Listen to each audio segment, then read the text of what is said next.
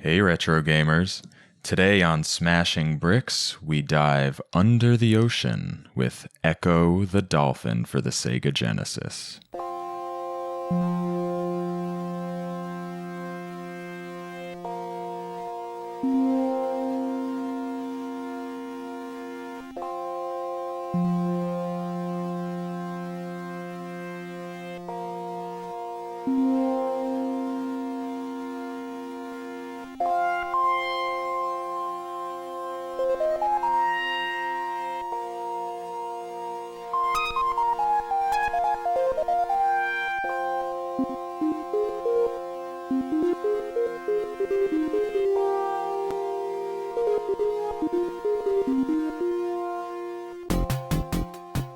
Hey, welcome back. I'm your host, Eddie Inzauto, and today joining me on Smashing Bricks, a retro gaming podcast, I have an old friend who you might recognize from the Versus Node podcast, now known as the GamerNode show.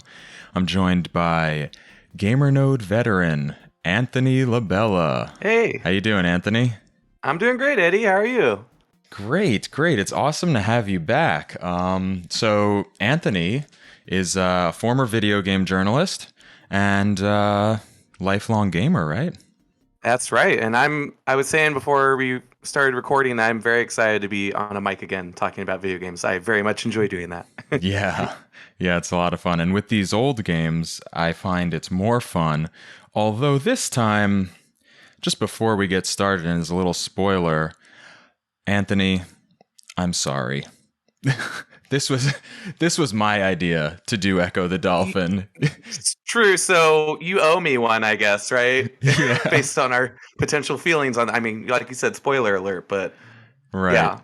So this is going to be an interesting show. But in the meantime, so let's just get a little intro of who you are, how you been, what you've been up to, and what your history with video games is.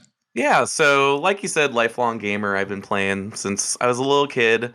And I know that one of my biggest gaps with gaming, though, is the SEGA Genesis, because we had a SEGA Genesis, but we were probably the weirdest Genesis owners in that my brother and I had 3 games on the Genesis, an NFL game, a college basketball game, and Earthworm Jim, and that was it.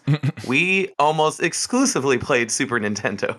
So I know of Ecco the Dolphin. I had a friend who had a Genesis. I think I saw him play it once at his house. But outside of that, I'm not super knowledgeable on the game. I just always knew of it as the cute dolphin game, which is maybe not so cute now that I've played it this year. The cute and adorable dolphin game.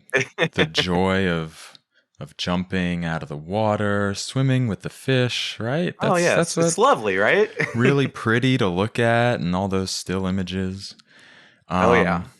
But we'll find out there's a lot more to Ecco the Dolphin than meets the eye. Yes. Okay. I was very much surprised by this game, I will say. Yeah. Okay, so Ecco the Dolphin is a game developed by Novo Trade International and designer Ed Annunziata. This seems to be a game that adheres to auteur theory in a way. So Ed Annunziata is a big deal here. And it was published by Sega for the Sega Genesis or Mega Drive in December 1992 in the US and the EU or PAL regions, and then July 1993 in Japan. So this was a little over a year after Sonic the Hedgehog, and basically right alongside Sonic 2. Now, the Genesis originally came out in 1989, but its early years didn't have this big smash hit, right? Which I guess kind of bears out. We weren't Genesis people, you and I. I guess I can admit that. But early on, I don't recall there being a lot of high-profile games. There was like Altered Beast in the beginning, then maybe like... Yeah, was that the big launch title? Was Altered Beast a launch game? I say big, but yeah, exactly. You know what I mean. Like their launch titles were not huge. Sonic was like the big deal. When Sonic finally came out, it was like, oh, the Genesis is cool. Right. Had its mascot. It has blast processing and it goes really fast. But that was 2 years after the Genesis hit the market. Yeah. I mean, there was like Strider and some other Oh, sure. Sega published But yeah, games. not clearly not as high profile as something like a Sonic. So yeah, it took a while for them to get that big mascot on the Genesis. Right. So this coming out a year after Sonic and like right alongside Sonic 2, it seemed to be a high profile game. There was preview coverage, like it was known in development, and it seemed like maybe it's another animal protagonist. Maybe they're banking on this being, following the trend. They just saw their success with Sonic. Now they're like, oh, Echo's a dolphin. Same deal. Yeah. Let's make that money. Right. From a hedgehog to a dolphin. We got this. Exactly. And this game was headed up by Ed and Inzauto, and I don't know, when I think about how this game appeared as a kid and how it must have been brought about as far as the pitch and the development, like I'm almost apt to believe that it was pitched as like, oh yeah, it's a nice dolphin game, and then like under his breath he's like, well, the aliens and this weird stuff. It's a bait and switch. Yeah, in the meeting with Sega, they just go, look at the cute dolphins, but they knew what they were doing. They knew all along. So anyway, this was on the Genesis. It was later released on the Sega CD. There was a version on Game Gear and Master System, and then on Windows in the following few years in the 90s. And then in 2010, it came out on iOS and Steam, and 2013 on the Nintendo DS, and then finally, the one that you played was the Genesis Mini, which came out in 2019. Right. Yeah, that's where I played it to help fill in my Genesis gaps. That's why I got a Sega Genesis Mini, because I hadn't played so many of the games on there. So Echo is definitely one that was on the list there that I needed to try out. Now, so thank you. Was that had Echo like caught your eye as one that you were like, oh yeah, I gotta check that one off?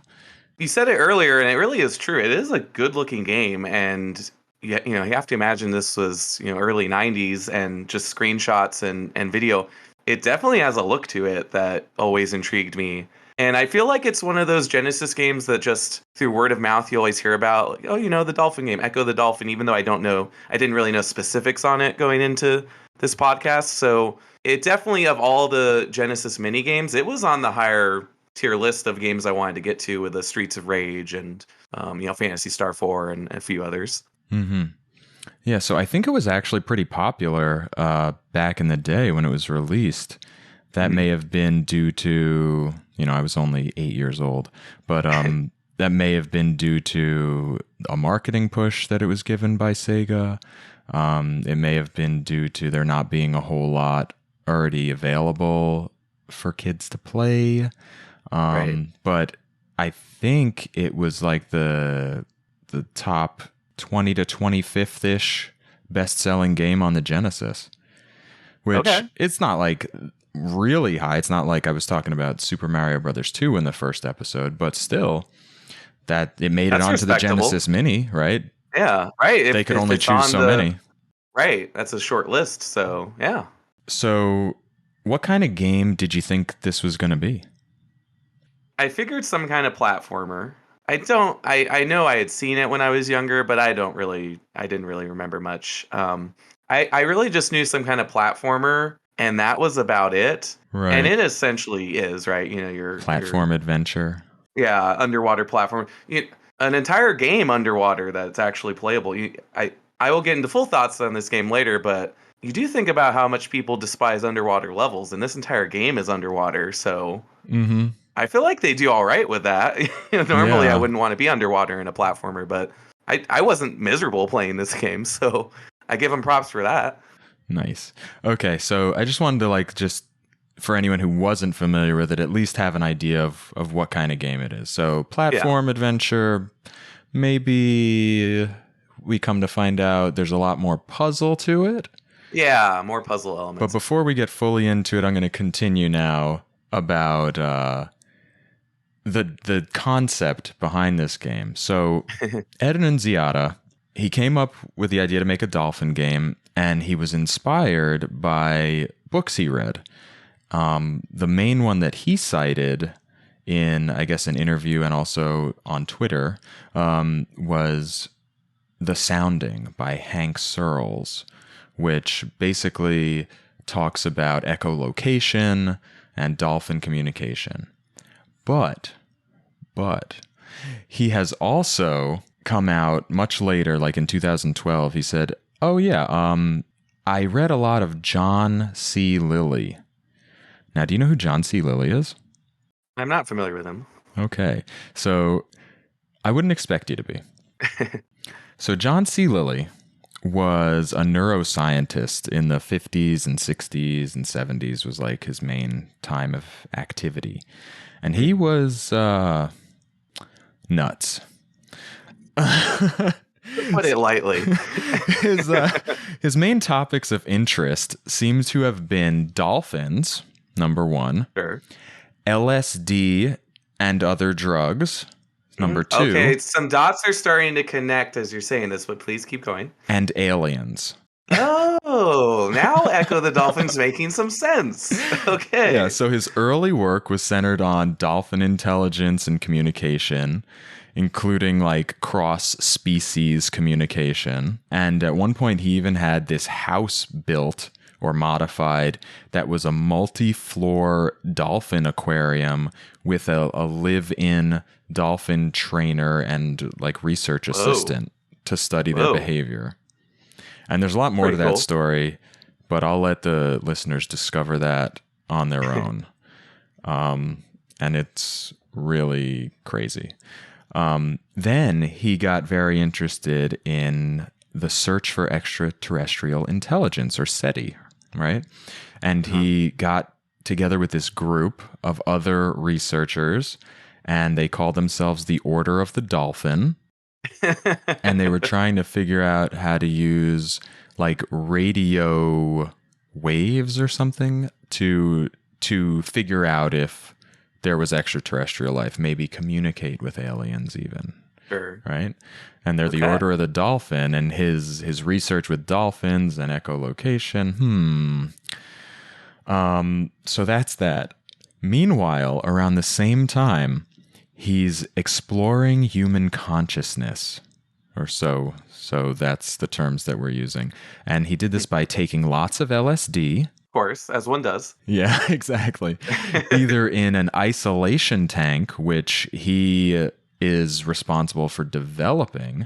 Do you know what an isolation tank is? I have heard that. Really? So for anyone who doesn't know, an isolation tank is basically a dark, soundproofed tank of water that you sit in and you just float inside of it. I think you put things over your eyes and over your ears, and it's basically a sensory deprivation tank that you float in. And you said he was taking LSD in this thing? So he's on LSD, and he's either in the isolation tank on LSD, oh my God, or hanging out with dolphins on LSD. Right, yeah. Oh, that's a terrifying thought. I wouldn't even want to be in the isolation tank, let alone on LSD. Yeah. So this is nuts. Now he later, finally, this is the last thing we're going to talk about John C. Lilly, just because it's great background for this. It really is a good background. So finally, later on, while experimenting with multiple types of psychoactive drugs, he came up with this idea that there's a hierarchy of cosmic entities out there, one of which is concerned specifically with Earth and people who want to be a part of this cosmic organization. And in his this is starting to make a lot of sense with Ecco the Dolphin. Wait, it gets even better. And in his autobiography, he said there exists a Cosmic Coincidence Control Center, the CCCC, a Galactic Coincidence Control, the GCC, and then within the GCC is the Solar System Control Unit, the SSCU, and then within that, the Earth Coincidence Control Office, or ECCO. The ECCO, Ecco the Dolphin. Oh, yeah. Wow. Yeah. It's really all getting I was not expecting these revelations on the podcast today. I know. I didn't do my historical research until after we were already done with the game, and then I was like, "Oh my god, this podcast just went crazy." Pretty fascinating. One more thing is so he wrote up a bunch of these rules, like a list of rules for people who were interested in being a part of this coincidence control office for people to follow. And one of note is, when your mission on planet Earth is completed, you will no longer be required to remain/return there. Oh. So this guy was about space, about dolphins, and about drugs. Right. And Ed and Inzauto later said that, no, I never took LSD, but I did read a lot from John Lilly. Wow. Why? Do we know why he was reading John Lilly? Maybe, I don't know. Maybe it was part of his dolphin-related... His research? He's doing his own research for development. Yeah, so the story goes that he had the idea for the dolphin game and then just went to the library and started learning about dolphins. And he credits a lot to this Hank Searle's The Sounding book about echolocation. But it's not hard to imagine that that's where he discovered John C. Lilly. Like the premier dolphin researcher of the 50s and 60s. Right. Wow, that is fascinating stuff. So as far as the name goes, though, he never said that that's the reason that the name is that. But come on. But that's not a big leap to make. Right. He said that the original name was actually Delphinus. And Annunziata's boss, whoever that was, came up with Echo, just the regular word Echo, ECHO, for like echolocation, which he loved, but changed it to Echo with a C. Right. Why? Ties it all together. Nice. And he obviously wasn't above such references or homages, because the second to last level of the game is called Welcome to the Machine, which is the exact name of a Pink Floyd song. And I noticed that, as a Pink Floyd fan. And the music, in development, he wanted his music people to make the music sound like Pink Floyd. That was like part of it. Anyway. Yeah, I definitely caught that reference at the end. So there's my interesting history behind Ecco the Dolphin that I wanted to share with you and the listeners. Wow, that was as a listener of you just telling me that, I found that very fascinating. Do we know, by the way, where the developer is based out of? Because it didn't sound American or Japanese. So I'm not sure. I think it's American. Just jumping in here during the edit, it is not an American company. This was a Hungarian game developer that was in business between 1982 and 2006.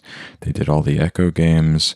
They did a number of games for the NES and the Mega Drive, SEGA Genesis, PlayStation, Sega Saturn. They did some Contra games, all the Ecco games, some movie tie-ins, and other IP properties like a Garfield game, Jaws, Power Rangers, South Park, things like that. But they turned into Appaloosa Interactive and then dissolved in 2006. But it's called Novo Trade International, which just sounds amazing. That's sounds like name. A big pharma name, right? Right. Doesn't sound like a video game developer. Novo Trade International. So that's the main history behind Ecco that I wanted to bring to light. Also, there have been a number of sequels to Ecco. There was Ecco the Dolphin 2, which I forget the name. Then there was Ecco Jr. Then there was one on the Dreamcast. And I believe one more kind of later around that time also. None of which I've played. So it's clearly successful enough to spawn some sequels then. Yeah. As for our history with the game, you said you never played it. You may have seen it being played once or twice by a friend, right? Right, yeah. Okay.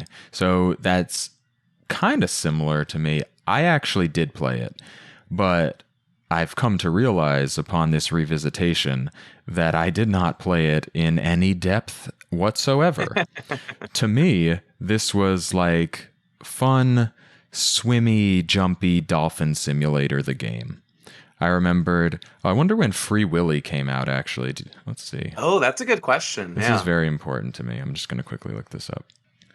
So I was just free willying around, and this game predated Free Willy the movie, which was huge, by the way. I mean, at least for me as a 9-year-old, Free Willy was a big deal in 1993, which was just the next year after Echo. So it stands to reason that I didn't play Echo upon release. It was my cousin's game, and that I played at his house every so often, or maybe like once or twice. So Free Willy was out. Maybe I played Ecco the Dolphin, swimming around, loving it, jumping. I watched Flipper on TV as a kid. Oh, yeah. Which was certainly out way before that, because that was on Nick at Night. It was like an old show. And Flipper was the most awesome dolphin anyone ever knew, right? Oh, absolutely. Flipper's great. Yeah, no one you see is smarter than he. But I was into that show. I actually watched that as a kid.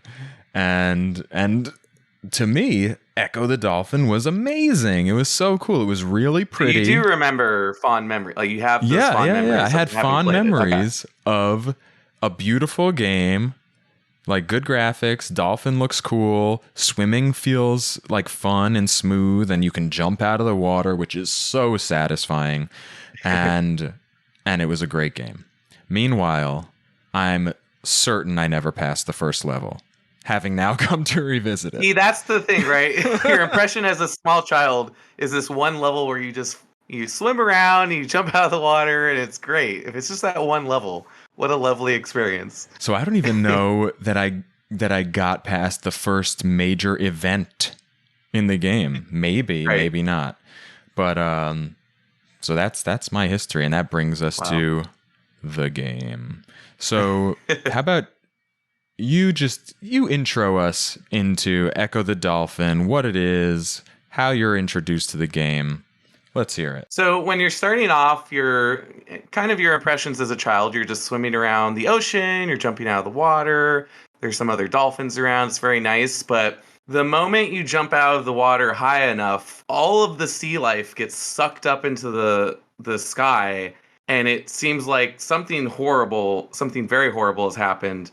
And now you have to go on a journey as Ecco the Dolphin to find the answers to this mystery of why sea life is being captured and animals are disappearing. And that's just the intro, but it gets so much weirder. So really, the very beginning's not particularly strange. I mean, it's not every day you see starfish and dolphins being sucked into the air, but that's really just the tip of the iceberg. Yeah, so you're like hanging out with your dolphin friends. You figure out you can like talk to them. They say things. Right, you can use the echolocation. They dare you to, or say, I bet you can't jump high, which leads you into that first event. Then when you do that, the music certainly lets you know that something has gone horribly wrong, right? Yes.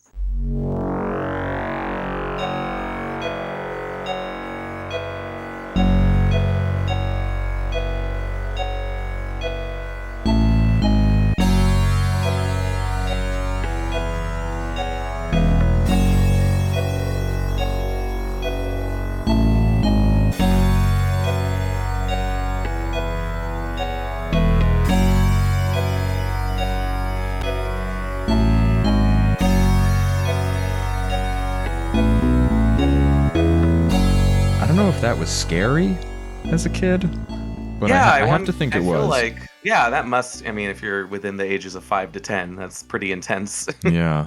Everyone's gone. Your whole pod's gone. Yeah. And you're alone. And now you can continue to the game, out of this area and on to the game proper. And the game is what? You have a side view and you're swimming in water. You have like basically a cross section of the ocean, right? You can go up and down, left and right, and you're in the water, and you could jump out of the water on top. And it's kind of maze-like, right? We have all these underwater formations. A lot of corridors. And, obviously you have spikes along walls as your obstacles, and there are enemies going around trying to attack you. that later on there's some more environmental obstacles like the ice blocks and the ice level. So pretty typical platforming stuff. It does get more, there are more puzzle elements later on, as you mentioned earlier. So what are the things that you as the player are able to do as Ecco the Dolphin? So you can do a dash where you're going very fast. You can use your echolocation to interact with other sea life or interact with some of the glyphs you come across or the crystals that you come across. And you can also move objects as you dash into them and move along them. And that's where some of the more puzzle elements come along as you progress throughout the game. Am I forgetting other key actions? Oh, I hope you are, because it would be really funny. You can also use your echolocation to view the map. Oh, yeah, of course. Okay, yeah. I just want, because I didn't know this. Like, you have to read the manual. Took me a while. I discovered it I didn't read a manual. I'm just messing with buttons when I first started playing the game, and eventually pulled it up and then realized, oh, there is an in-game map, because I was playing for a while not using that. And you mentioned it's very maze-like, and I thought to myself, how did anyone play this back then? But then you do realize there is a map. And like you alluded to, back then you're reading the manual as you're going home with your game. Yeah. So I'm sure most people knew there was a map. Nowadays, we're accustomed to not having to do anything. You just put the game in and play. But then you had to, like, it told you how to play. And it was important because this time going back to play, all of a sudden I was like probably struggling to get out of a loop of being hit over and over by an enemy. And I saw a map come up and I was like, what just happened? Right. And then I couldn't figure out how to do it again. Like, I didn't even realize that to go faster, you use the third button to rapidly press it and then hold it down to keep your speed up. Right. I was just dashing the whole time at first. Oh, I see. Yeah. And obviously, like you're alluding to, no tutorial, so it doesn't take long to figure out, but just also understanding how to manage your air. You're basically losing little pips, little squares in the corner. The more you stay in the water, you need to go up for air every now and again, which becomes more stressful as the game progresses. So I feel like, I always look at a retro game through the lens of how intuitive is it to learn this game? I know manuals are a big thing, but just as an outsider playing this game that's older, how intuitive is it for me to just pick up and play? And I feel like Ecco's pretty good about that. I didn't feel too confused. It took a while to get that map up, but I was pretty pleased with how quickly I was able to catch on to most things. Okay, that's pretty good. Better than... It sounds like you felt it was better than I did. I think my overall impressions might be a little more positive than yours. I know that watching the intro was very important for me. I could see someone skipping over the intro to the game and jumping right into it because that's what people do. But I happen to enjoy watching the opening intro, especially now revisiting these games. And it gave a lot of hints as to things that you needed to do. Can I say I didn't watch the intro? What is the intro show? Oh, so well, you know what? We'll get to that when those mechanisms come up. Yeah. Okay. But as you mentioned, the game has a health bar. You have a health bar for Ecco. It's 5 blocks, and an air meter, which is another 5 blocks up on the top left of the screen. And the air... So Ecco is the worst... He has the worst lung capacity of any dolphin in the history of Earth. He's no flipper. Right. So dolphins, they have to breathe air because they're mammals, right? But they can hold their breath for like 15 minutes. Dolphin... Right. It's a long time, yeah. Like, Ecco needs to get air all the time in this game. Yeah, like every minute or so. Yeah. You're running out of air. But underwater, you have these ways to get air. There are pockets of air that you can grab air from. And then there are some clams that give you air bubbles. And then some random areas where there are just bubbles floating up and you swim by and you're like, oh, I got all my air back. Right. That... I just want to make sure that's an experience that you had too, because it was like weird. It's like some of it is hard to understand why it happened, but I just saw like little bubbles. I'm like, oh, I guess this is a air refill spot. Yeah, it's not the visual language of it is not as obvious as it could be in terms of getting air other than coming up for the air. I feel Yeah. like when you're going for the bubbles or the little clams, that could be a lot more obvious. It's pretty subtle overall. Yeah. And I found that it was important to talk to all of the dolphins and all of Oh the yeah, friendly lots of creatures, right? clues. Mm-hmm. Yes. Yeah, so they told you that you can get the air from the clams, although they probably Right. called them something weird, and I was like, I guess that's the clams.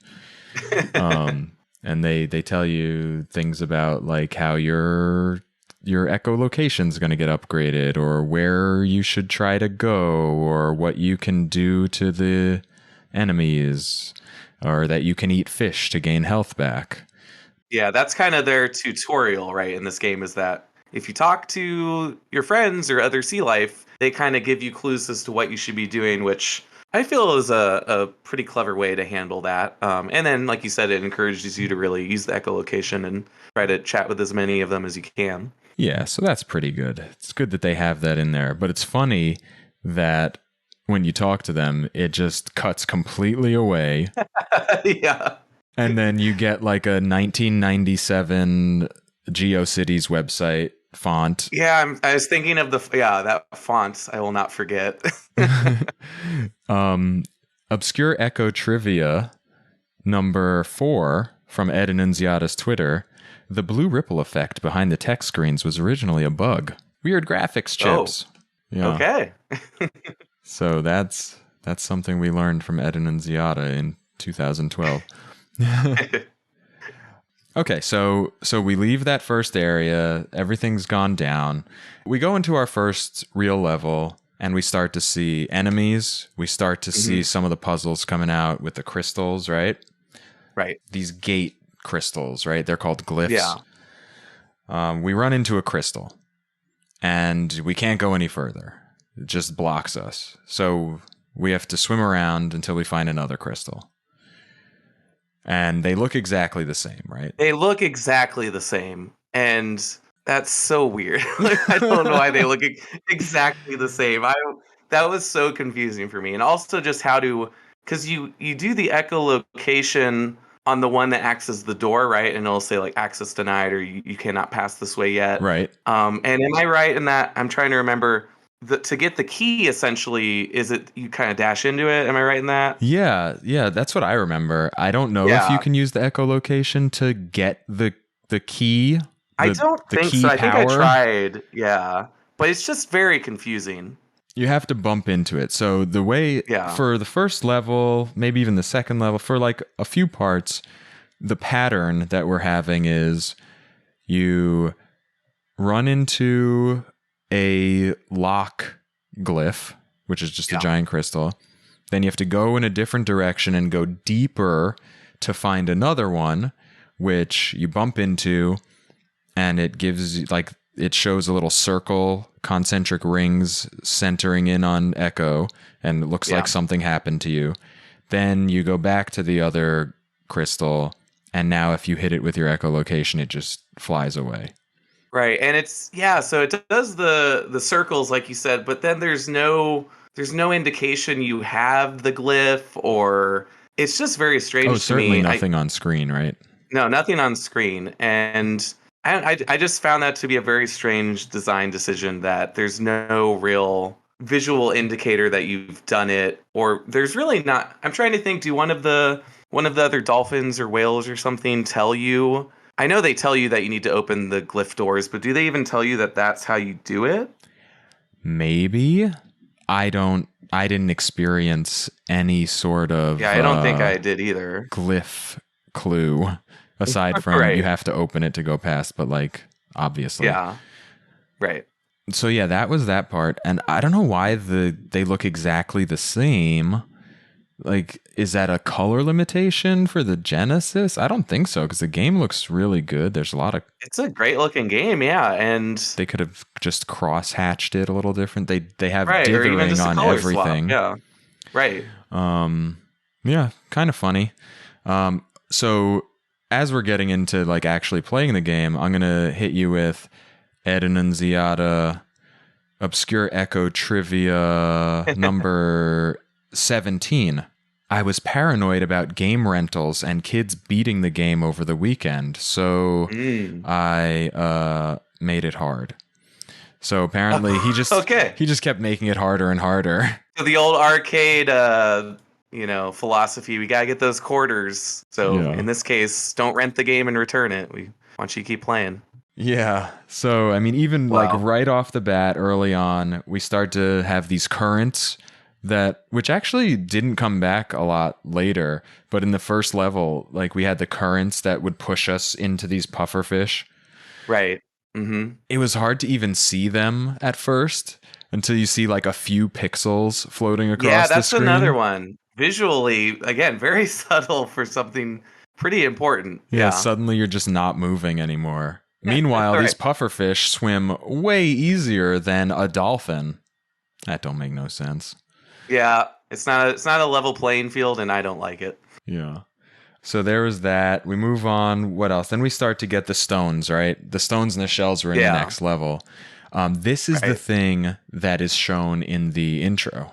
Okay. Yeah, in the intro, it shows Echo pushing around a stone, specifically pushing it downward. And it shows Echo pushing one of these magic shells that glows, which I guess, even though it's weird, I appreciate it.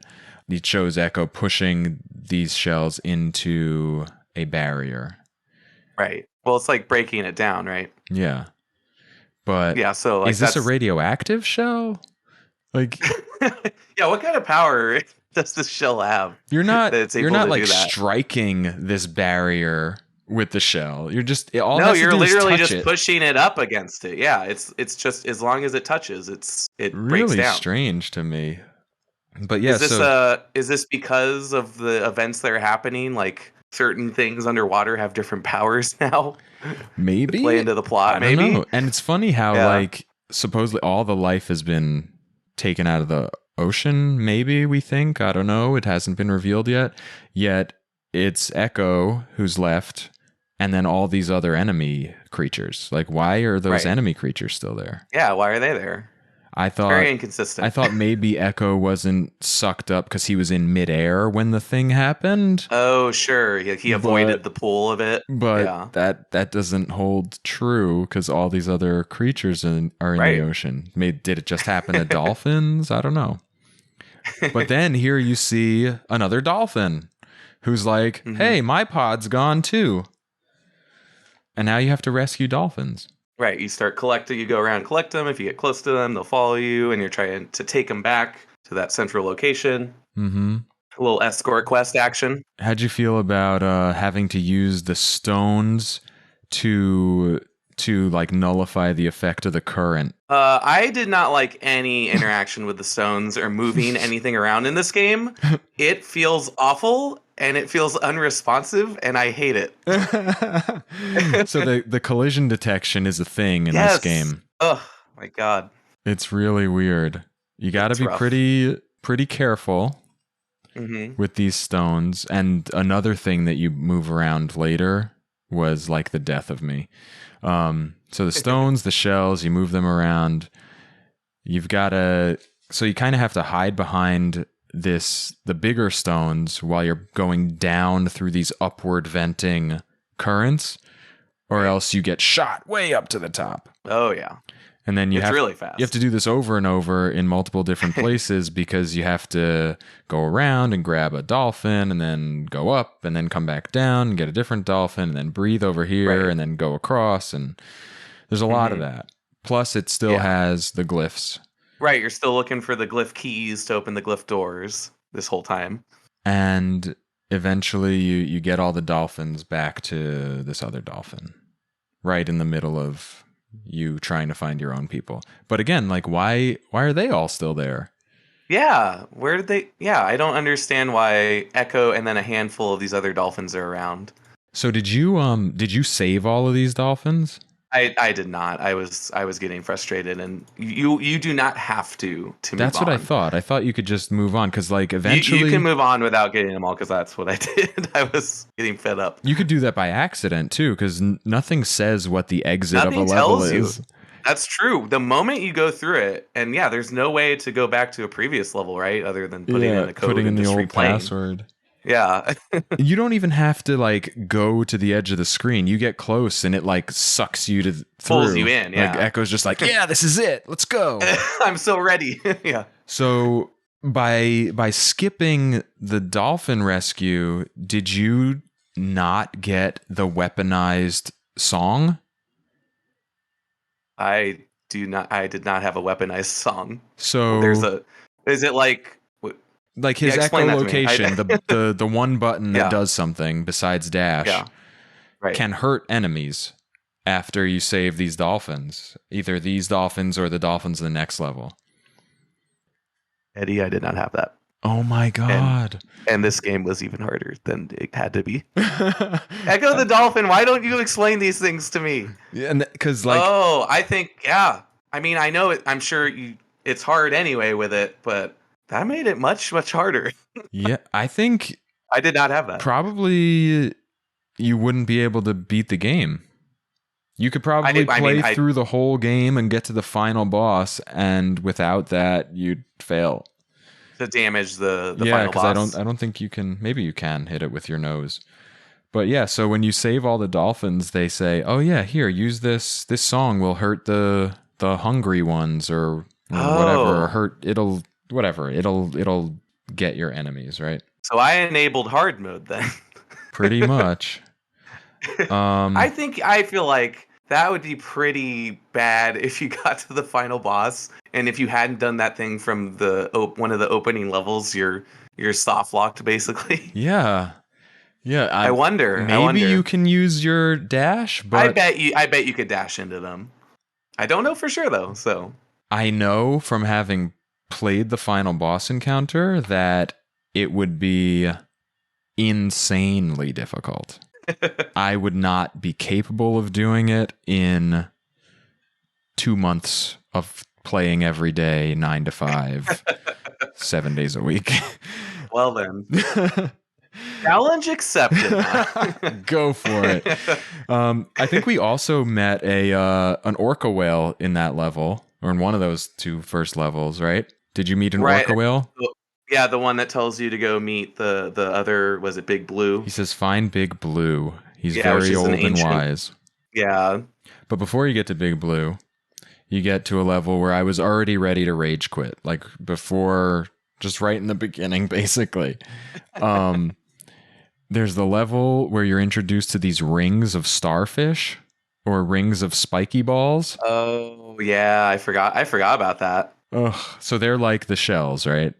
Right, you're having to manipulate them and move them around. But they appear like off in a corner somewhere, and you have to like get behind them and use your echolocation to just push them a little bit at a time, and a little bit, and a little bit, and a little bit. Yeah, it's very tedious. Ugh. Yeah. And maybe you can remind our viewers or tell them for the first time what happens when some object that is very important to your progress is off screen, and then you go back to where it was or wasn't. Oh, it's disappearing, right? Yeah, so glyphs, if you knock a glyph away and then go back, it's back. If you push these rings of starfish and then you go a little bit off screen and then come back to it, it's gone. Good luck. Go get it again. Yeah. Oh, that's really frustrating. This was the most frustrating thing to me, were these rings of starfish, because you have to. This is the one where you have to like get the. Are they starfish? I'm just gonna call them starfish because that's they what look like starfish. I don't know if they are. So you have to. I guess they're a little spikier. Yeah, maybe they're spikier than actual starfish. This is the one where you have to go past what I think is the second octopus, but you have to go past him with one of these rings of spiky balls to knock out a stone that's right behind him. So you have to like shoot the thing just past him, but not too far, because then it'll get caught in the rock formation and you can't get it anymore. And then get past this octopus and reorient yourself so you're on the side, and then push it again past the octopus into this rock. Oh my Yeah, it's a god. miserable I experience. couldn't do this level. I got a password for the next level and continued. That's the one that broke you, and you're like, I need to enable it's some like codes. the third level or the fourth level. It's I mean, it's a little further than that. I don't feel like it's fifth or sixth. It's pretty early though. Yeah. I mean, it's before you even get to the ice area. Yeah, that's the one immediately before ice, I think. So it's not like I hate difficult games, but God, I just couldn't do it. Maybe I could do it, but I couldn't summon the patience to do it. It's the tediousness of it more so than the difficulty. Not that this game isn't difficult; it's incredibly hard, and I was unable to beat it. But there's just a level of BS I'm not willing to put up with when a game's already hard, and if I have to be that precise, moving objects around, and it just doesn't feel good, it's hard to keep doing that. You know what I mean? Mm-hmm. Yeah. Goodness. So how did you feel about the open ocean? You remember that level? This is another level, like maybe two levels later. You are just in a big open area of water with a bunch of sharks. Seemed really easy to look at. You basically, you're kind of just going left to right in that case. And I didn't really have trouble with that. And you're just kind of swimming around. It's kind of a nice little reprieve, I would say, before the ice section. I actually had a lot of trouble with it. It seemed like it should have been so easy, but there is a spot where you can kind of get down. I feel like maybe there's a sweet spot. I don't know if there's an actual strategy to this, but there's kind of a sweet spot that you can get in where... Like a particular latitude? Yeah, exactly. Like on a verticality level, if you get to a certain spot, you avoid a lot of it. So maybe I got lucky finding that spot, but it really wasn't that hard for me to navigate. I kind of enjoyed this section, actually. Oh, wow. Great. Yeah, it seemed like it was supposed to be like a little reprieve. But then I was like, oh no, Echo. Echoed me. Just when you thought.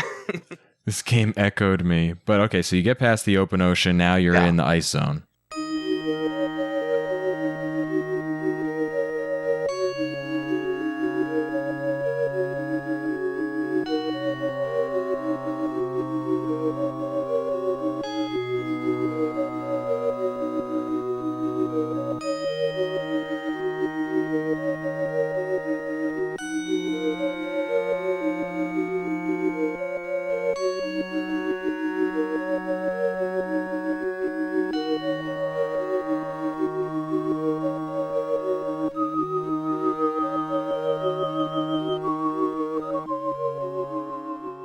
Anytime you come out of the water in this game, I think is fun. Yeah. When you're jumping out of the water. And I really like jumping out of the water and sliding on top of the ice. It's one of my favorite, maybe my favorite part of the game. And also my favorite music is in the ice zone.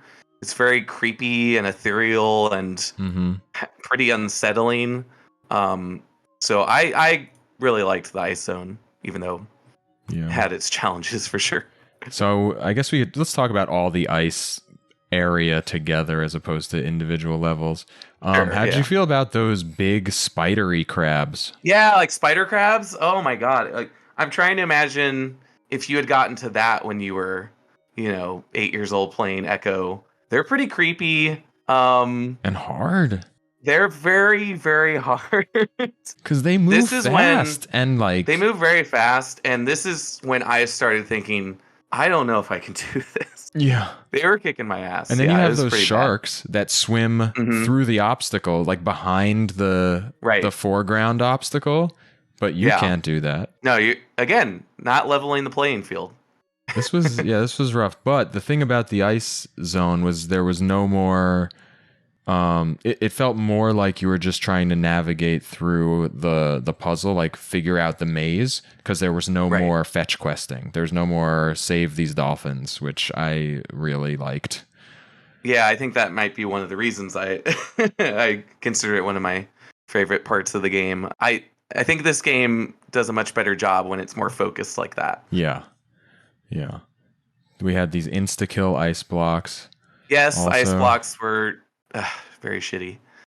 Yeah, but you know what? Like, if the game is more about just navigating the puzzle, then that's less troublesome to me. because it's like Marble Madness almost. Right. And yeah, the movement, and I mean, we haven't really talked about it, but the movement in this game, I feel like with Echo, I fall into the trap of I'm not a Sonic expert by any means, but I've always found Sonic hard to play because I constantly want to be going as fast as possible, and anytime I get hit or stop, I am not having as much fun, and I just always want to be going fast. Right. And I felt the same in Echo the Dolphin, where I feel like the movement is very satisfying when you're dashing and maintaining your momentum. Like, I imagine a speedrun of this would be super fun. And anytime I'm stopped or have to go slow or have to go slow to avoid the ice blocks, the fun factor goes down immediately. And I feel like they made the movement too satisfying for the actual design of the levels. So then I'm in that Sonic mode, same thing where I don't enjoy Sonic as much because I want to try to go as fast as possible always, and it's really resulting in me doing worse than I probably could be doing. Yeah, I also love the general play feel, like the tactile response that I get from moving Echo around. I really like that, and that's why I had such a fond memory of it. I think because that's all the beginning was just swimming right, around, just swimming jumping around that way. Swimming really fast if you could. Right. But actually playing the game, I was mostly going very slow. Or just hitting the dash button. Yeah. Like hitting the dash button for individual dashes as opposed to the swim fast button to swim fast and smooth. Right. I had to get over my stubbornness because I really wanted to swim fast constantly, but like you said, it's not a great way to play that game and actually make progress. But at the same time, you have a timer. You have your air running out. You have to get the air, yeah. So you can't go at a snail's pace the whole time. There is some urgency. I can't imagine you'd be able to play this game and not use the dash button, right? Yeah, no way. So it is that push-pull. Especially because the dash is an attack. Right, you have to dash into the enemies, yeah. Which I had to do a lot more of because I didn't have because you could. I didn't have the ability. Well, here's the other thing. Since you didn't get that ability is weird because you don't just press the echolocation button and now because you've gotten the power, it has the ability to hurt enemies. You have to activate the power by tapping the dash button for a second immediately before tapping the echolocation button. So it's like to do a regular echolocation and talk to a fish, you press the echolocation button, tap. Right. To do a dash, you press the other button, tap. To do the weaponized echolocation, you do tap tap, BA. Oh, so are you always doing a dash right before you do the echolocation attack? No, it cancels the dash. Oh, okay. And instead applies the damage of the dash to the echolocation. It just feels like it's a programming thing almost, Yeah. It's like the B button activates, okay, I will be damaging what I hit. And then the A button is, except instead of doing the normal damaging thing, we're going to put the damage into this other thing that's assigned to this button. Right. It's weird. Huh. Yeah, that is a weird way to... You would just think the echolocation automatically attacks enemies, but still communicates with other creatures. Right. And you just press the button like you would normally. It's just not the way it works. I'm not sure why. It's just not the way of Ecco the Dolphin. Come on. Unreasonable expectations. Man, so speaking of unreasonable expectations, we meet Big Blue and he's completely purple. Right. But we learn that these storms are happening every 500 years and it kills quote unquote all life, which it doesn't. Right. Which it does not. And we have to find something called the Asterite, which knows more, but won't talk to us. An even wiser being, essentially, yeah. Maybe Echo can talk to the Asterite. We got to go find out. Right. So what happens? We find the Asterite. There's a level that is just like go straight down. The path doesn't really diverge. We find the Asterite. Yeah. And what do we learn from the Asterite? Did you get this far? I did get to Asterite. We should also comment on Asterite's appearance. It's just a bunch of orbs. It's basically like a DNA helix. Yeah, I guess that's true. It's like an orb DNA helix is very accurate. Yes, we have exactly literally no idea what the Asterite is. Right. And Asterite is asking you to go to Atlantis to find a time machine, right? To go retrieve his missing orbs. Yep, Dolphin Simulator, reminding everyone. We're going to Atlantis to find a time machine, and we have to go back 55 million years to fetch the asteroid's missing globe, he calls it. It's just one of the balls that makes up the asteroid, and we find out later. I was like, what do you mean your globe? Right. I was thinking of them as orbs. So that's what we do. We go to the temple. And now this set of levels is kind of interesting. I like the way these look a lot. Yeah, they do have a cool look to them. I did appreciate the visuals on these ones. We get some more, we get chains that we have to push blocks through now, which I guess is just the same thing as the other stuff. Yeah, and the moving the blocks for the chains, I don't know if you agree. I feel like that was not as bad as other things you had to push around. And then some of them you're just dropping into a pit to break the chains. Right, yeah. I felt like it wasn't as bad and as finicky as some of those other moments with that. Mm-hmm. We also get the invincibility statues, which is a cool power. Very that is a welcome. Cool power. Yeah. and that one, I feel like, they try to visually communicate it. You get the kind of ring around you that shows you're powered up, which I appreciated. Yeah. I would find myself using it, and then if it ran out, I'd be like, well, I'm going to go back and get that again. Yeah, go back. And then go back forward. Right. So there's a lot of backtracking. Meanwhile, I'm choking to death because I can't breathe.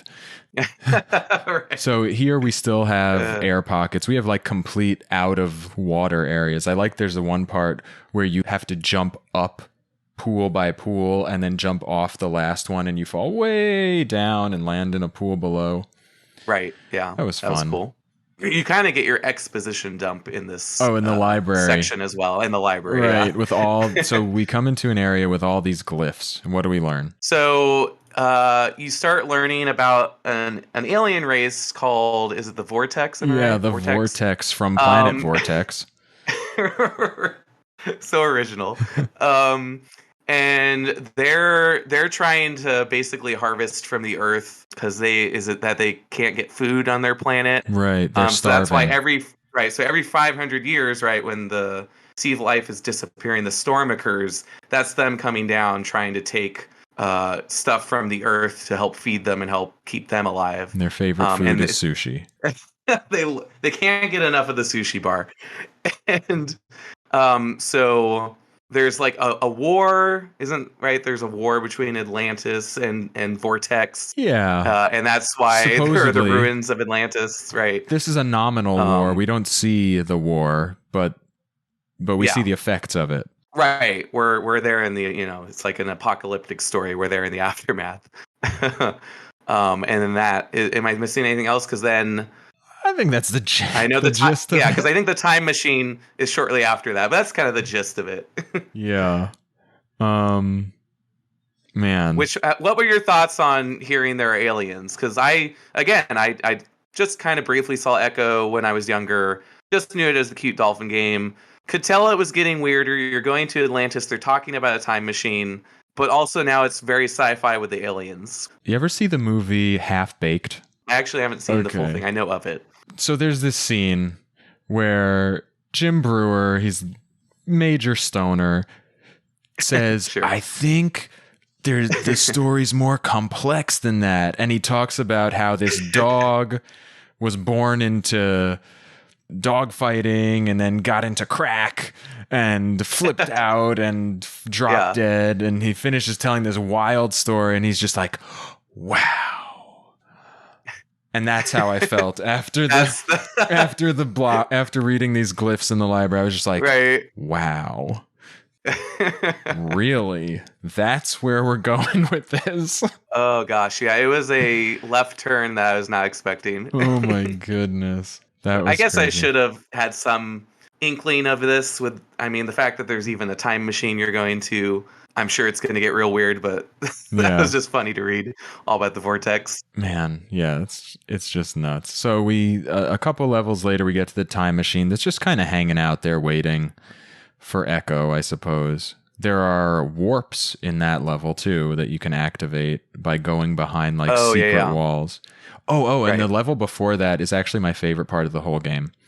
There's this jump that looks impossible because you're just like in one little tank of water and you have to get over to Yeah. the other side. It's the only way you can go.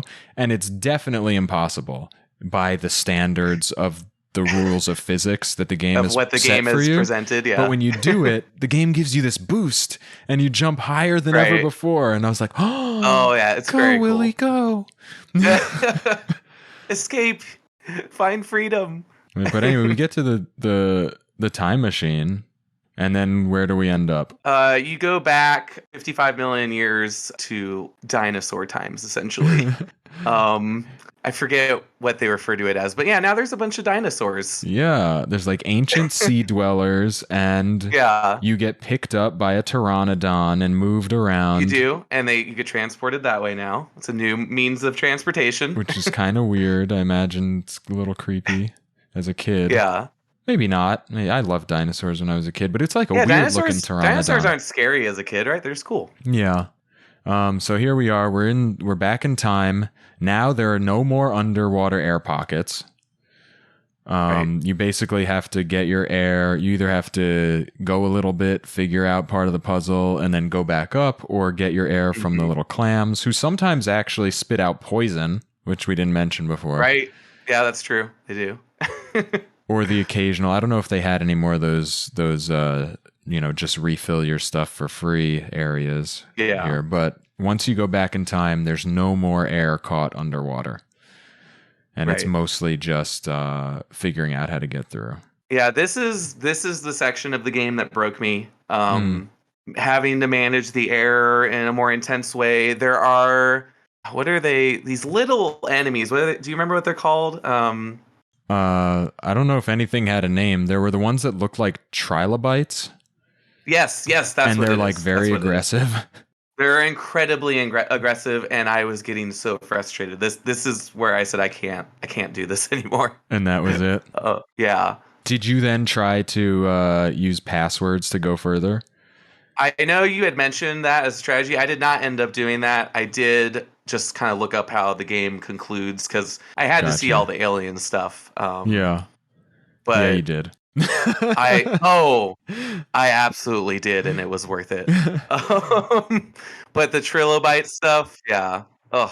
So yeah, at this point, if I couldn't make it past a level, I was definitely grabbing a password and just going to the next one. So kind of seeing what you'd see, and then do as much as I could, and then like, okay, if I can't do this, I'll just move on. I had been doing that since the ice levels.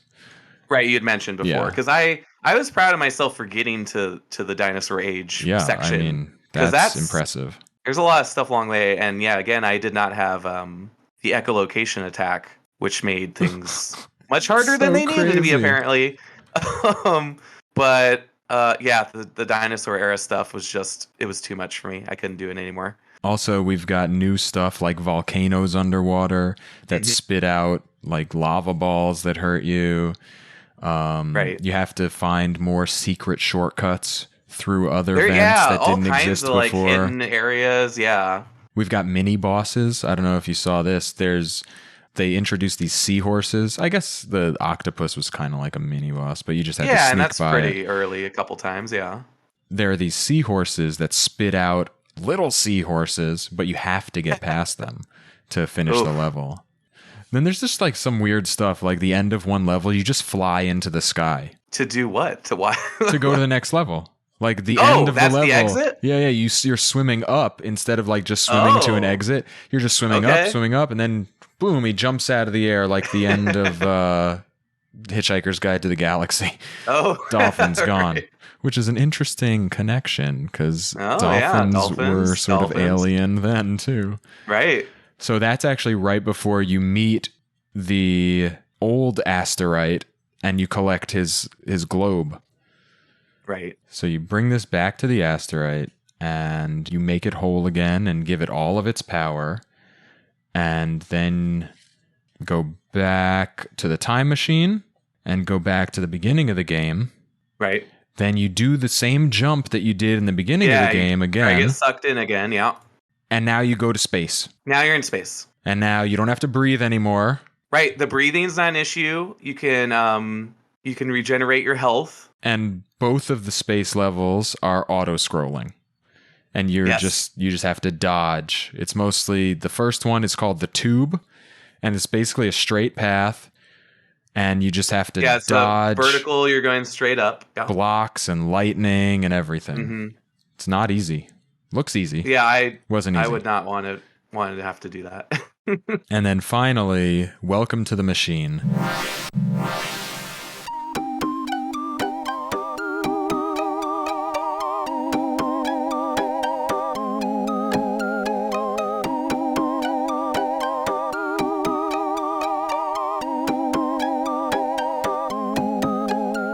If you look at the map, which I did, it is like 10 times the size of every other map.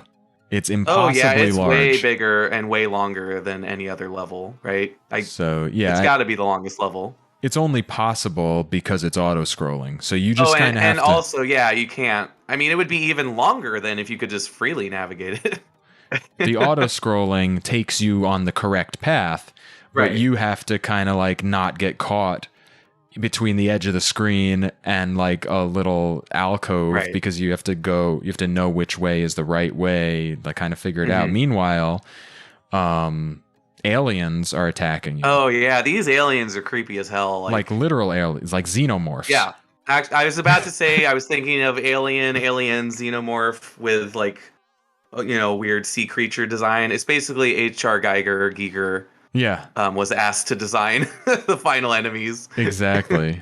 This is just crazy. So you're going through, you have to fight them off while you're going through the auto-scrolling welcome to the machine. And the background, I don't know about you, it looks like a computer chip the whole time. Yeah. So the tube, and then even more so, welcome to the machine is like it's called welcome to the machine. It's literally like a machine. It's like Machine City of the Matrix. Yeah. But, with 1992 graphics. Yeah. And a different color palette. So that level, I tried a few times. Yeah. I'm pretty sure I made it about a quarter of the way through.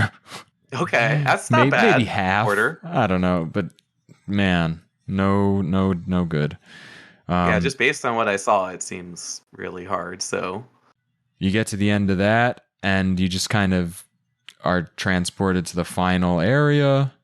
Pretty bold decision to have your final 2 levels be auto-scrollers, right? Yeah, what is that? Right? Like to just change the entire game. And also take away the air mechanic completely. Yeah. There's some bizarre design decisions in this game. Maybe... I don't know. How can we speculate? Right, and video game production is hard. I could easily see that being we gotta finish this game, get it out. A couple auto-scrollers at the end. We'll make it work. Yeah, or maybe like he just wanted it to be, or they just wanted it to be like so different, like so special. These maybe adds a sense of urgency or a cinematic quality or something to that effect. Yeah, it's definitely interesting. To try to get through it. Right.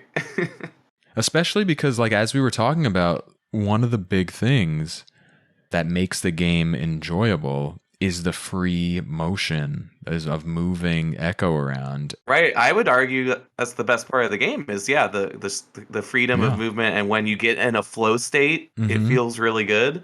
And it's just impossible to do if you're on an auto-scroller. Right.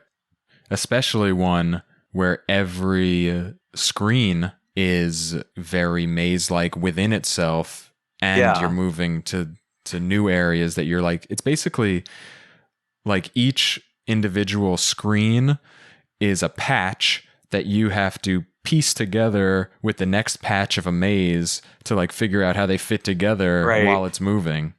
Yeah, imagine a large maze, but all you get is a screenshot of each section of the maze. That's actually another thing about this game in general, is you don't see a lot at a time. That's true. It's pretty zoomed in. You're really close, so you don't have a real good sense of where you are. Yeah, I wonder how much easier it would be if there was a zoom out button, just so you could get a lay of, I was going to say a lay of the land, a lay of the sea, or the machine. I think that has to I wonder if that'd make it too easy. Too easy. You know what game Yeah, we're talking about here? I'm being silly. I'm being very silly. I apologize. I think maybe that it was zoomed in like that purposefully to make you have to rely on your echolocation more to see more of the map. Right. Make it a mechanic, yeah. Yep. But anyway, that was the machine, and then we have the final boss. And did you play the final boss? You watched the final boss? I just saw the final boss, yeah. What did you think? It seems like a super, super hard fight. I think the design's cool. I like the weird face. It seems really hard. Yeah. Did you try to fight them? I tried it. It looks way easier on like a YouTube video. I watched someone beat it. Yeah. Because I obviously couldn't. But as hard as it looks when someone else is doing it who's really good at it, it's like 5 times as hard when I tried it. Because not a lot of space to move. I mean, how'd you feel about like the battle arena? Did you feel like it was enough space? You're kind of contained in this room for the final boss. Yeah, so I think the size of the room seemed reasonable, but it's shooting like barrages of little balls out of its eyes. Right. And it's releasing the space squid from its mouth. And then from the sides of the arena, there are like poison balls shooting at you. And there are xenomorphs respawning. Yeah, I forgot. Yeah, they're like the holes on the side where those things are coming out of. And those are way more of a problem than the video makes it seem like. Sure. And then to kill the thing, you have to shoot its eyes first, which makes it a little bit easier because then it doesn't shoot those balls out of its eyes. Then hit its jaw, right? Which you can nosedive. You can spear with your nose. Yeah, the video I saw, they were bashing into it. And then the jaw flies off, and then you have to shoot its teeth, and then there are more aliens spawning, and it's pretty terrifying looking. It looks like a xenomorph, but like a grasshopper's face. Ooh, yeah. Doesn't it look like a grasshopper face? I was trying to think of what insect. Yes, that is exactly, because like the sides jutting down, very much like a grasshopper. Yeah. So it's the scariest space grasshopper that's just a head floating in the middle. It's like Andros from Star Fox. Just a head. So you finally beat this thing, or somebody finally beats this thing, not me, and you get the whole Sonic the Hedgehog style. All the little creatures fly out of the boss as it's dying, and everyone swims down the tube back. All the dolphins are back. Yay. I don't know how we got to the spaceship, and I don't know how we get back to Earth, but that's the end. It seems like a long journey to go from space to the ocean, but what do I know? So that's the game, and no, Ed Annunziata never took LSD, but did read a lot from John Lilly, just to repeat that. Right? Gosh, yeah, what a strange journey. It really ramps up over the course. Yeah, way weirder than I was expecting. I did not know about any of the alien stuff or time travel. So what's your... Now that you've played this game, how do you feel? I had texted you earlier. It's a game I wanted to like more than I did. Yeah. Because I can get on board with a cool dolphin game. Mm-hmm. We didn't really talk about the music. I think the soundtrack is really, really good. I feel like it has a tone and atmosphere that really it establishes pretty well, where it's pretty unsettling and can feel isolating, and there's a very keyboard heavy soundtrack. Just the overall tone and atmosphere, I feel like it nails it.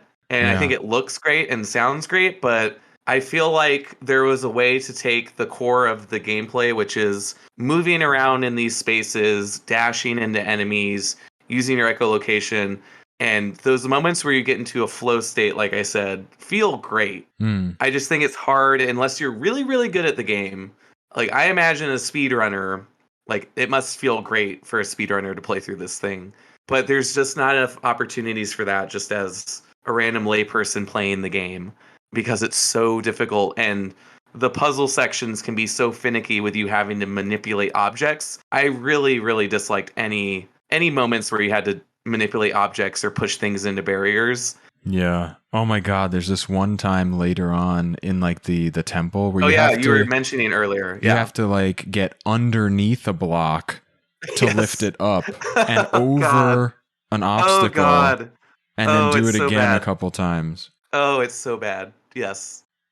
Ugh. But yeah, I feel like the framework for a really good game is there, and I could totally see why people like it, and obviously the nostalgia for those who grew up with it. And I feel like you always hear the argument with retro games when you're younger and you have all the time in the world, you can put up with all this stuff because Yeah. that's your game right now, and you're gonna keep playing it and power through. But I just felt like it was too tedious at times, and I think there's a difference between a good challenge and a difficult game. And I also love the Souls games, and um, games like Fury a few years ago is an indie game that was really tough, and I like that kind of challenge. But I feel like Echo crosses that line into just tediousness that makes it hard to stick with. Hmm. I think you reviewed Dark Souls or Dark Souls 2 on One GamerNode. of them, yeah. You did one I of think them. I did one of them, yeah. Yeah, so the sound actually, you reminded me, the music is like good, but I also found it kind of oppressive. The music wore me out. Oh, to the point where it was kind of working against your enjoyment. It was just always reminding me that this game is trying to destroy me. Is what it felt like. So I guess it did its job. Yeah, it sounds like a very successful soundtrack. Yeah. Oh man. For me overall, I had this memory, like I said, oh, it's the Dolphin game. It was so much fun. I was really excited to play it. I even posted. I remember in our texts back and forth, you're like, I can't wait to play Echo. This is going to be a fun one. Yeah. Yeah. Before I started, you started actually playing before me, and you like sent me a warning. You were like, just be warned, it's kind of hard. Just be ready. Yeah. You want to be in the right mental state before you start playing, Eddie. Trust me. Yep. Yeah, I even posted on Instagram. I was like, "Echo the Dolphin, what a great game from back in the day. It was so much fun to be a dolphin." A couple days ago or something, I posted on there a comment saying, "Well, this post aged like fine milk." Because little did you know. Yeah, it was not what I expected, and I think it's okay, but ultimately I just wouldn't recommend it. I think it has great ideas and not in the story department. Just like the concept of swimming and stuff, they could have made a better game using the dolphin swimming mechanics. Yeah, the actual movement, there's something there for sure, and I would love to play a game with Echo's movement. Yeah. Without as much of the difficulty and without as much of the roadblocks that kind of slow down your pace. Right. Because it does feel good to move. I think that one tweet that Ed and Inzauto made really says everything that you need to understand about the development, where he said, I was paranoid about game rentals and kids beating the game over the weekend, so I made it hard. I think if he just made a game how it was supposed to be made without focusing on making it extra hard, he could have made something beautiful. Maybe there are parts that you can just strategically remove and you have a good game, whether it's you take out some of the enemies and the majority of the game is the puzzle of finding your way through a maze and managing your air, or if you take away the air management and now it's just, you're going through and you have to beat the enemies. Yeah, it's just one too many things. That's a good point. I feel like if one of those layers is removed, you have a much more manageable experience that's easier to get lost in its world and just explore. And one of my favorite things in games is to just explore a world and get lost in it. And it was hard to do that in Echo when you have these things pushing up against you, like, having to slow down so often, or some of the puzzles, or how many enemies there are. So yeah, I think even just removing one of those layers would have gone a long way in creating a more fulfilling experience. Yeah, and I just want to be clear to anyone who hasn't played it, like that is not to suggest that we take away the challenge or like remove all roadblocks or any friction, because even still doing that, there would be plenty of challenge left in the game for you to overcome and things to figure out for sure. And you can even replace, if you're thinking about these two elements that are sort of conflicting with one another, if you replace maybe the air mechanic and you add just more of like gating off different areas, so you need to solve more puzzles to get through, You know, Sure. you don't have to strictly axe something. You can still build up within the framework of a smaller set of mechanisms and concepts rather than adding numerous different ones that kind of clash with each other. Right, because even one of those things on its own, like, Yeah. is difficult in this game. Even if you've removed one of those things, you're still going to have a challenging game that's going to test you. It's not going to be a cakewalk necessarily. Right. Disclaimer, neither of us has ever designed a video game, I think, right? Also true. Also true. Just saying. And neither of us Yeah, has designed a don't- video game in 1992. Right. Especially. Do not mean to be an armchair dev over here. Yeah. Still. One other thing that I read somewhere that I didn't write in my notes is that Ed Nunziata is also one of the minds behind the N-Gage. Brought us to N-Gage. Is he really? Yeah. What? So Ed Nunziata has delivered some amazing things to the gaming world. Oh, okay. I know we didn't like Ecco the Dolphin, but let's not say it's as bad as the N-Gage. we can't be that mean. Like that. We're gonna get hate mail.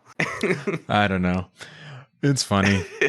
This is just a really funny pick to me, especially because of the nostalgia goggles that I personally had. Yeah. But that's what, that was the point, to see if it holds up. Right. So I guess we both agree Ecco does not quite hold up. Yeah. But you said there's something, you could enjoy it, right? Yeah, I think people who like the game, I totally get it. I can understand. It's not one where I think to myself, how could anyone like this game? I think there are some redeeming qualities for sure. It just didn't come together in a way that I particularly enjoyed. Should someone pick up a Genesis Mini just to play Ecco? I think just to play Ecco, no. if you want to get one for the vast library of Genesis games and you want to check out Ecco, I say go for it, but not yeah, not that to sounds play reasonable. Ecco. All right, man. So that's Ecco, the alien communicating, time traveling Yes. dolphin who. Oh, one last thing. When you get hit as Ecco and the sound that is made, that's the stuff of nightmares.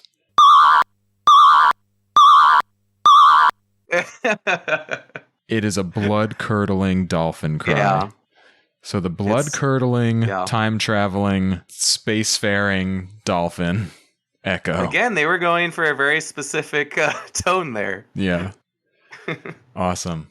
Well, thanks a lot. I hope everybody enjoyed listening. Again, thanks, Anthony, for joining me and for agreeing to do Ecco. Thank you. It was a pleasure. Yeah, in spite I bet you wish I said sure to Contra or Castlevania. Yeah, I did mention Contra. That would have been nice, but it's okay. It's okay. I promise I won't hold a grudge. On a future episode, maybe you'll come back. Yes, awesome. Would be happy to.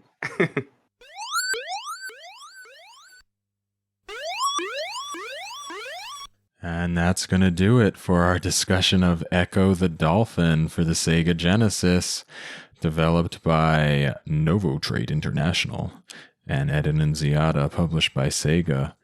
That was a surprise. I went in fully expecting a joyful romp from my childhood, from the few times that I played at my cousin's house, and it really revealed itself to be something different than I remember, which is super cool. Anyway, thanks for coming along. I hope you enjoyed it, and if you have played Ecco the Dolphin recently or in your own gaming history, feel free to leave us a message either on social media or through our Anchor homepage as a voice note. And you can also play along starting now for our next game, which is going to be Mike Tyson's Punch-Out for the Nintendo Entertainment System, which should hopefully be a lot of fun. Once again, thanks for listening, and until next time, may the nostalgia be with you.